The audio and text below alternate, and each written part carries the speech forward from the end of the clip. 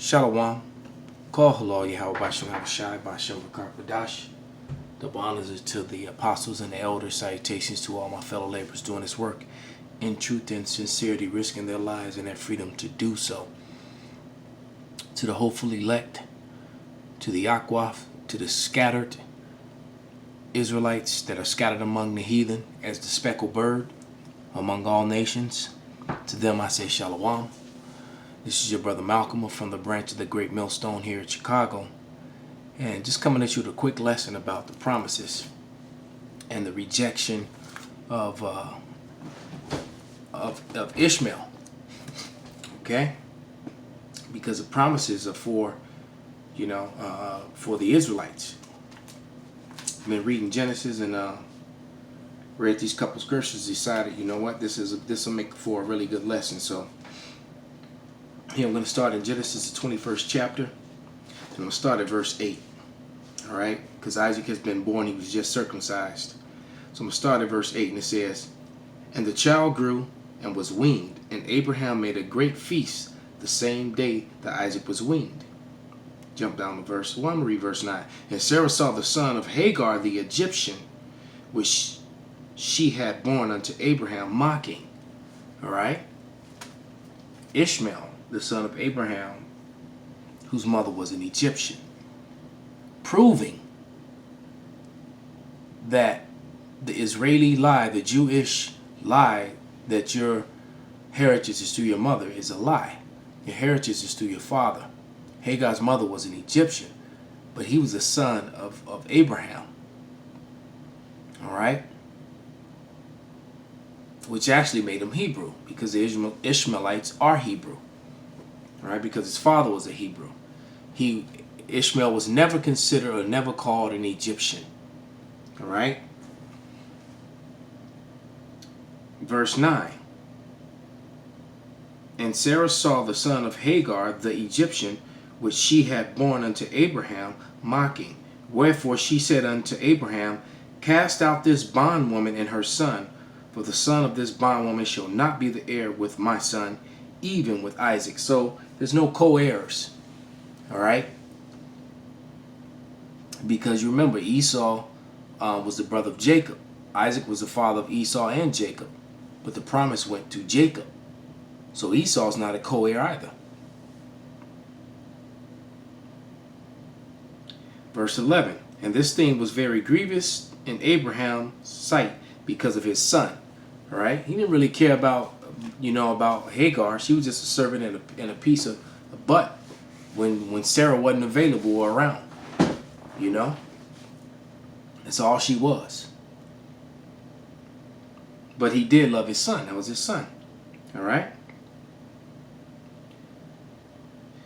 Verse 12. "And power said unto Abraham, Let it not be grievous in thy sight because of the lad, and because of thy bondwoman, and in all which she was a slave. And in all that Sarah hath said unto thee, hearken unto her voice, for in Isaac shall thy seed be called." That's very important. Seed of one, not seed of many. It says, "For in Isaac shall thy seed be called." Because you have to remember, Abraham had 6 other sons outside of Ishmael and Isaac.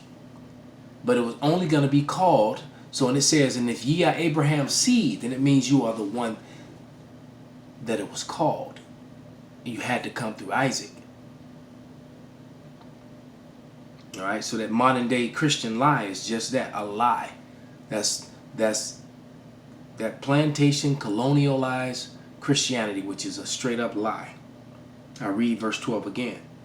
"And powers said unto Abraham, Let it not be grievous in thy sight because of the lad, and because of thy bondwoman, and all that Sarah hath said unto thee, hearken unto her voice, for in Isaac shall thy seed be called." All right? Let's fast forward to the future. Let's go up to the book of Galatians, the 3rd and the 4th chapter. After getting that thorough understanding in Genesis. Okay? This is Galatians, because these are some of the scriptures that Christians love to use. So this is Galatians 3 and 16. Now to Abraham and his seed were the promises made. He saith not and to seeds as of many, but as of one. And to thy seed, which is Hamashiach. Because what? Who the world ignorantly calls Christ, he's from that seed of Isaac. Through Abraham. Because remember, outside of Isaac and Ishmael, or Ishmael and Isaac, Ishmael was born first. Abraham turned around and had 6 more sons with another woman. Another concubine, bondwoman. Right?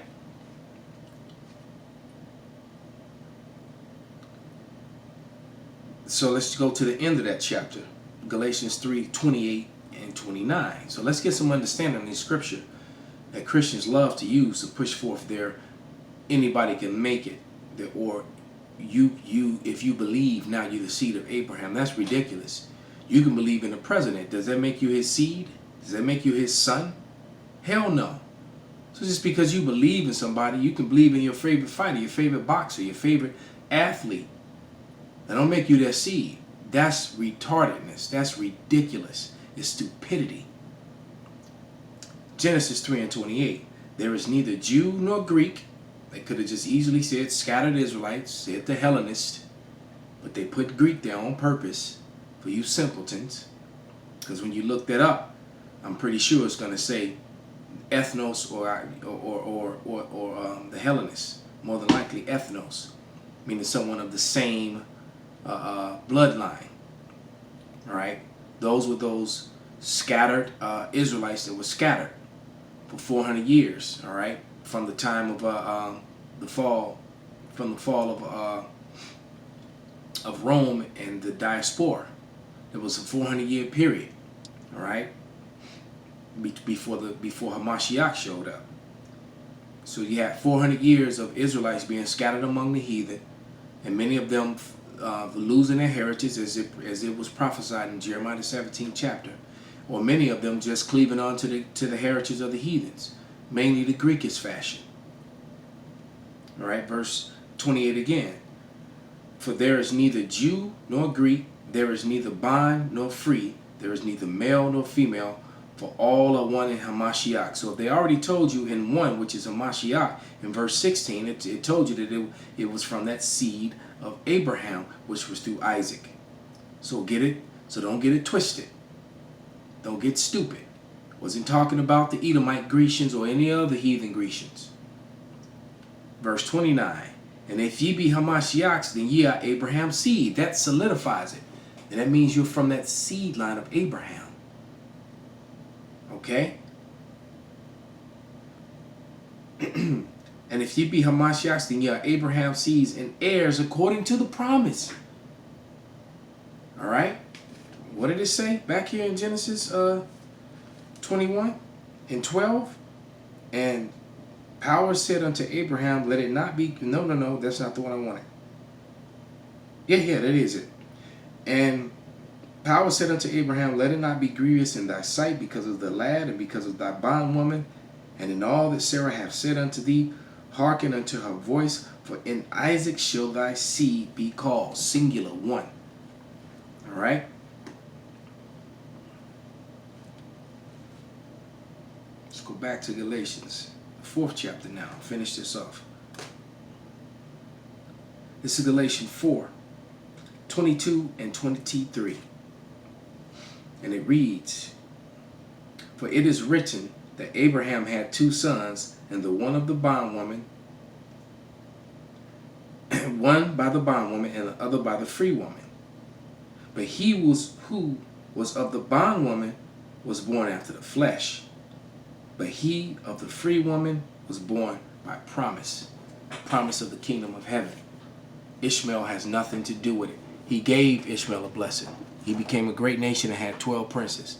Look how well Ishmael has lived collectively, with all the oil and all they've done. Not to mention that Israel also put his hands on Jacob and sold his own brother, his own people, his brother's children into slavery. With that, I want to give all praises, glory, and honor unto Yahweh B'Shem Abishai, B'Hashem Rukak Wadash, Wa Abba Babal. Shalom.